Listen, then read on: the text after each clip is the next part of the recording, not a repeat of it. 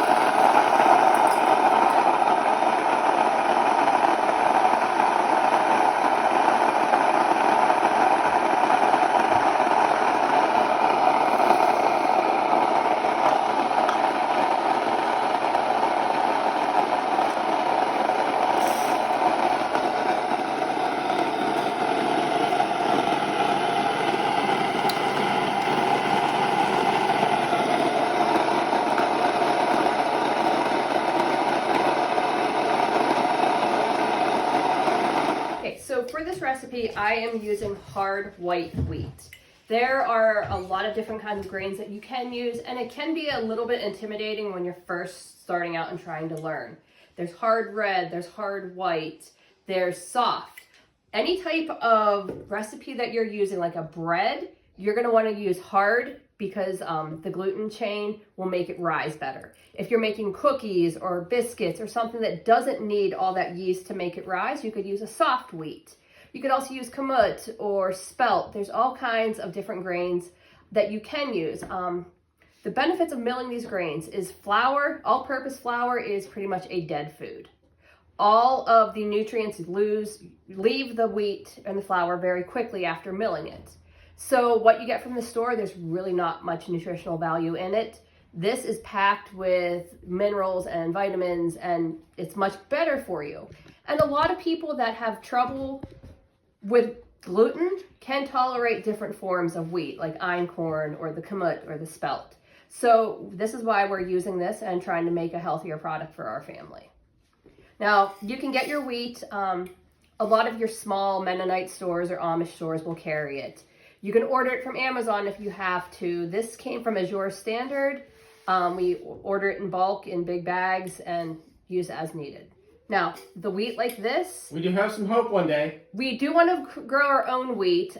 There's also, if you're in Pennsylvania, there's a great farm over in Washington County, Weatherbury Farms, that raises organic wheat and sells it. The good thing about this is in this form, this wheat stored properly will last for years. It's very shelf stable, but once you grind it, use it. And the nutrients go down. Okay, so we are going to be using my Bosch Universal Plus mixer today. You love it. I love it. This mixer handles everything I throw at it. We're going to use the dough hook, and I'm going to add on, this is like the small batch adapter, because this is just a little bit of bread to help it reach down the bottom and mix better. Yeah, it's like a wing extension. Yes, it's a little extension. So we're going to start with our 1.5 cups of hot water. And then we need a 1/3 cup of oil. Now we're actually going to adapt this recipe. It calls for an egg, but we're not going to use the egg today because I have a daughter that is sensitive to that right now. Okay, we're just going to use a good olive oil. Now, the good thing about that is next we're going to measure our honey or our sweetener. You could use maple syrup with this also. Ooh, and I have. And we make maple. We do. Let's put this down here. So then we need a 1/3 cup of honey. Now we should go squeeze our bees and get our honey sometime, huh?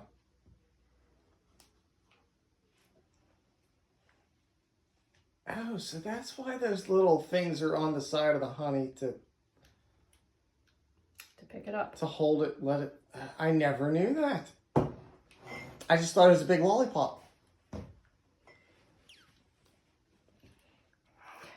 Now I'm making a mess because I'm in such disbelief.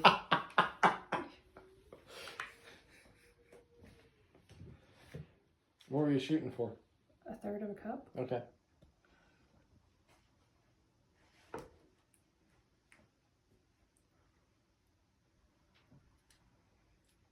Can you put that lid on? I can. Probably sticky. Hold on. We can handle that. Hold on here. Okay, so we have our honey, we have our water, we have our oil. Our salt goes in next. And Hold on, let me get that honey you spilled here. Hold on. I was baking bread before this, so I have all my tools here. Okay, so 2 teaspoons of salt.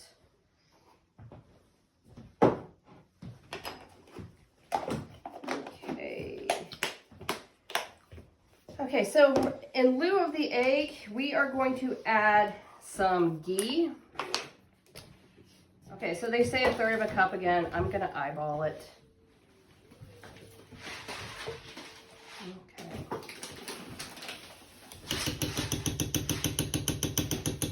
This recipe calls for a little bit of wheat gluten. So we're gonna throw wheat gluten will help your rise. So we're going to throw a spoonful of that in. Okay.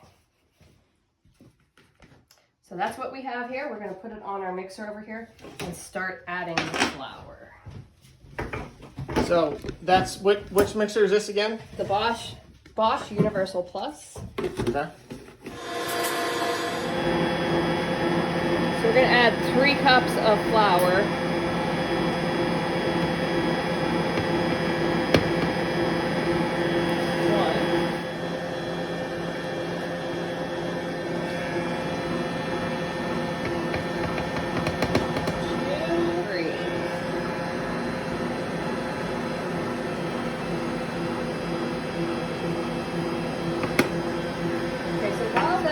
Mixing, it actually wants you to sprinkle your yeast over top, and you need a tablespoon. So I'm just going to use my teaspoon to measure that out.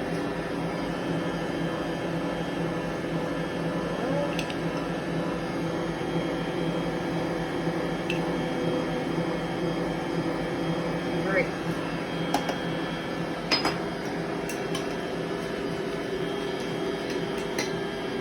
So we need another cup to a cup and a half of flour.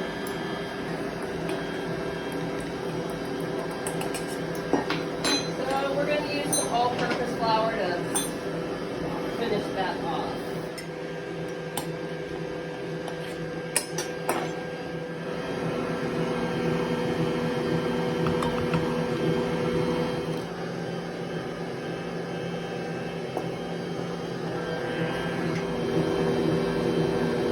I'm going to stop this and scrape down the sides a little bit.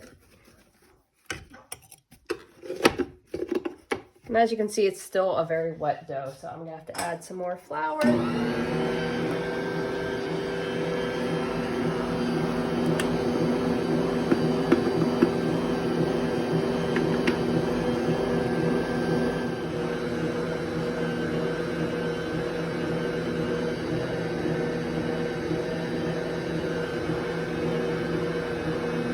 They want to buy the book, page 128 is what it is. Did you get that on Amazon? Yes. So we can put a link for it. Yep, we can put a link in, notes for this. Great book, a ton of great whole wheat recipes in here. And lots of knowledge, like if you have to substitute ingredients, like this is, the how to bake whole wheat bread book. It's about 3 1/4 cups of whole wheat flour, and then about another 1.5 cups of white, so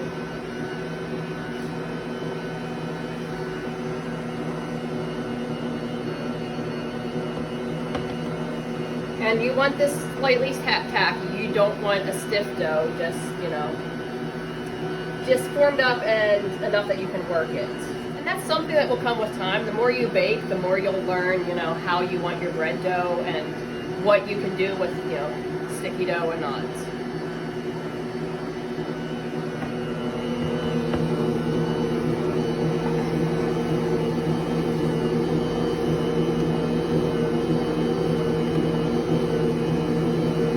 It's really getting wound up tight there.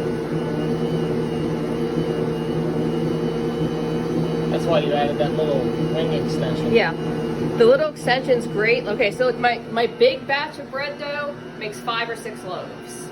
This is a 2-loaf batch, so that little plastic extension helps mix it better.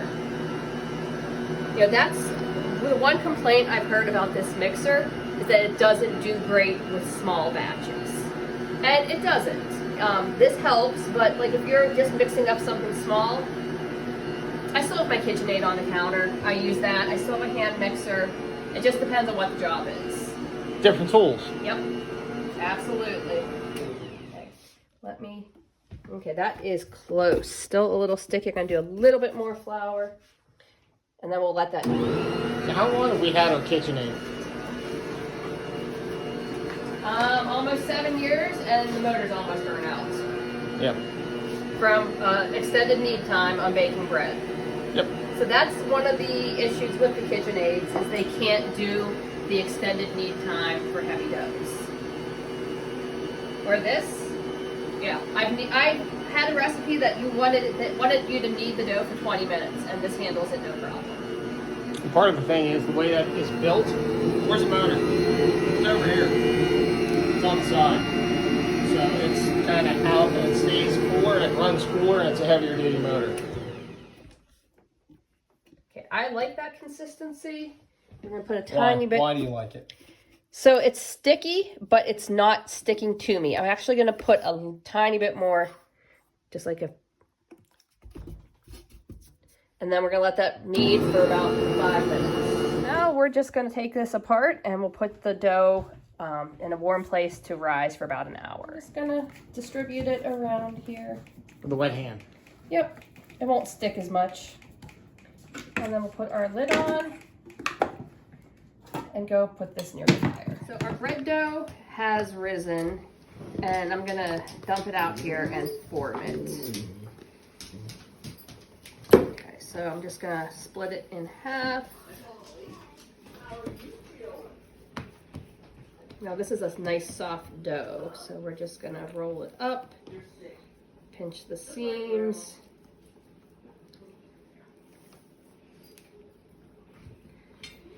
And in it goes. Okay, so my wheat bread has risen, and we're gonna throw it in the oven, 350 for 25 to 30 minutes. So if you watched this far, thank you so much. We greatly appreciate it. At this point, you just pull the bread out of the oven, let it sit on your cooling racks and cool off, and enjoy. So go ahead, like the video, please subscribe, and we'll see you next time on the farm or even in the kitchen. See ya.